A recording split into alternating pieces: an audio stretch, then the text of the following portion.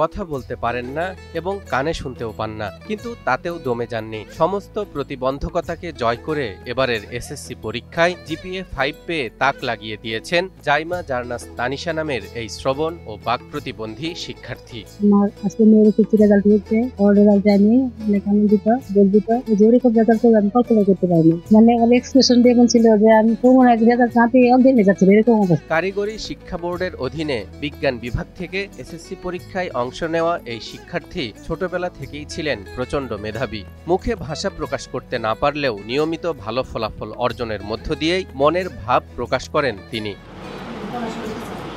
কানে শুনতে না পেলেও ইশারা ইঙ্গিতের মাধ্যমে শিক্ষকদের কাছ থেকে প্রতিটি ক্লাসের পড়া ক্লাসেই বুঝে নিতেন তানিশা। লেখাপড়ার প্রতি তার এই প্রচণ্ড আগ্রহই তাকে এতদূর নিয়ে এসেছে এবং ঈর্ষণীয় সাফল্য এনে দিয়েছে বলে জানান স্কুল শিক্ষকরা। সে বাক এবং শ্রবণ প্রতিবন্ধী হলেও পড়াশোনা করে ভালো ফলাফল অর্জনের আগ্রহে কোনো কমতি ছিল না। শিক্ষার্থীর আগ্রহ, শিক্ষকদের আন্তরিক সহায়তা এবং অভিভাবকদের সার্বিক তত্ত্বাবধানে তার এমন ফলাফল অর্জিত হয়েছে।